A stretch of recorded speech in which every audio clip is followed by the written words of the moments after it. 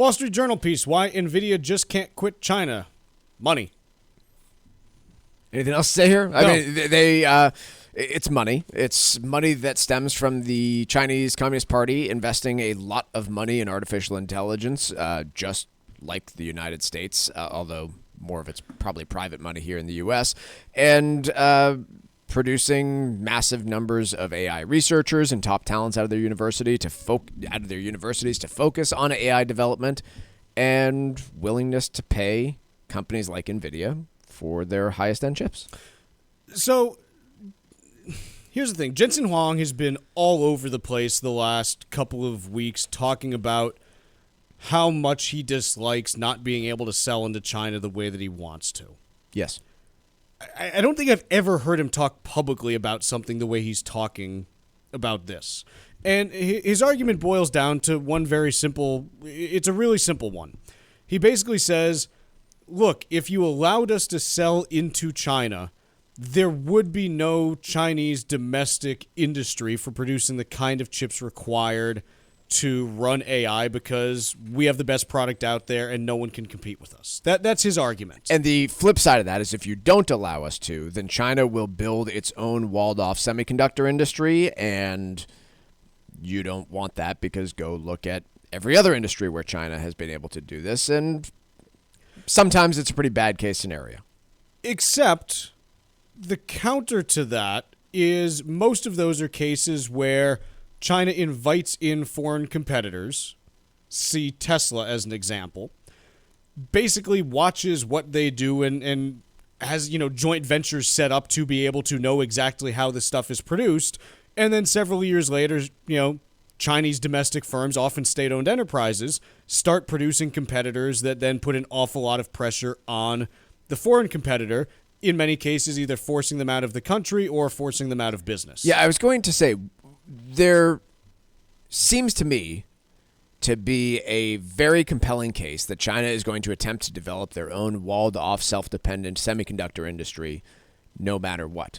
And it's a question only of how long it takes. So I guess where I come back to on this is something that we've talked about quite often, which is if you look at things only through the economics lens, you basically get to a point where you're like, well, everyone should be able to sell everything to anyone.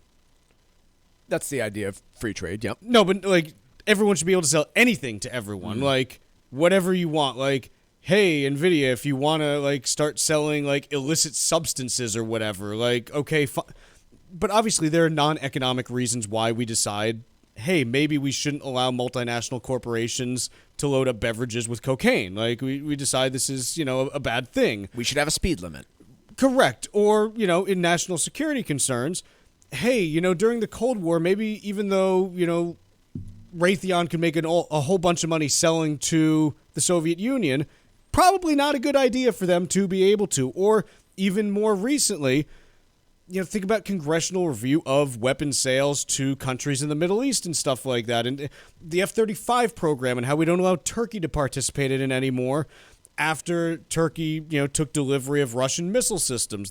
There are reasons for national security that you don't want to give certain countries access to the crown jewels of U.S. technology. And in this case, look, the great thing that you can say about NVIDIA is they are one of the crown jewels of U.S. technology these days. Sure. The stuff that they can do with their processors is wild.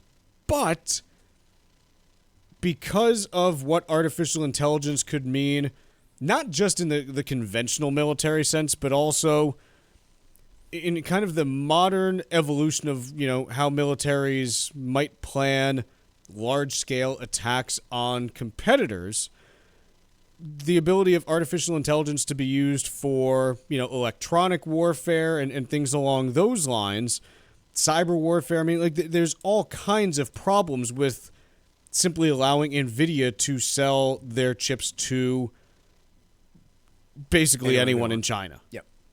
So what do we do with this is the question. If you're NVIDIA and you're the CEO of NVIDIA, I think you probably will continue to vent your frustrations and push for change there because it's going to be your bottom line. But I think from a U.S. government standpoint, you look at this for what it is, a strategic threat to the United States, and prevent it from happening, while fully understanding that, generally speaking, when we're talking about high-tech stuff like this, you don't prevent a country forever from developing it, especially when it's China. Right? Like, No. my guess would be, even if we have the most robust chip restrictions on China ever, which we don't because we're selling this stuff to countries that will probably sell it black market back to China, see many of the deals we made in the Middle East, but maybe you can delay it a couple of years. And as long as you're going in eyes wide open about that part, because I don't think it will be a permanent delay in China's ability to build their own semiconductor industry, then that might be worth it. So, I don't have a ton of sympathy for Jensen's arguments on this. I just don't. No.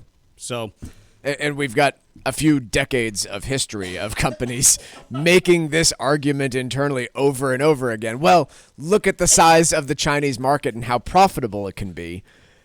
And for decades now, I don't understand how CEOs have not learned this lesson yet. Or maybe the lesson they've learned is it's worth the sacrifice. But if you go sell, especially a high-tech product to China, the implicit deal is you can sell it here, you can manufacture it here, but we're going to learn how you do it. And we're going to make better, cheaper competitors. Or at least cheaper. Not always better, but cheaper. No, I'll say they're oftentimes better. Oftentimes they are better. Yep. Like they're oftentimes better. Like when we're talking about if you look at like Chinese cell phones, just as an example, they're better technologically than anything Apple offers. You're getting to the point now, by the way, where you can make the same argument about Chinese-made vehicles. And I'm not saying I would ever buy either of them because I have all kinds of privacy concerns about where that data goes. But ultimately, if the Chinese government says, hey, we're going to funnel a bunch of money to state-owned enterprises to produce this stuff more cheaply than anyone else can and subsidize technology that might not even really be feasible in most cases. Like you talk about the really fast charging for the EVs that they're doing over there. And it's like, well, this has to be located like on top next of to a reactor of a nuclear power plant in order to work. And by the way, that's not my opinion. I've never driven a BYD car. That's the opinion of I think, rumored opinion of the CEO of Ford. Yeah, he came back from China and was like, we're all going to die. We have some catching up to do, folks. I think he said it was basically like an extinction level threat to other car makers. So I think where I get to on all of this is, hey, the best way to counter development of new technologies from China is to pull out all the stops to develop what you can internally and restrict the heck out of what you export to them that could in any way, shape, or form be repurposed for national security uses by the Chinese government. It's not the best economic proposal. No. But I don't know. You can't just listen to the dollar signs on this stuff because that gets you to a pretty bad place if you're talking about a country that does not share the same views when it comes to things like freedom of speech, religion, and all the things that we've generally viewed to be important in the world. So there's that.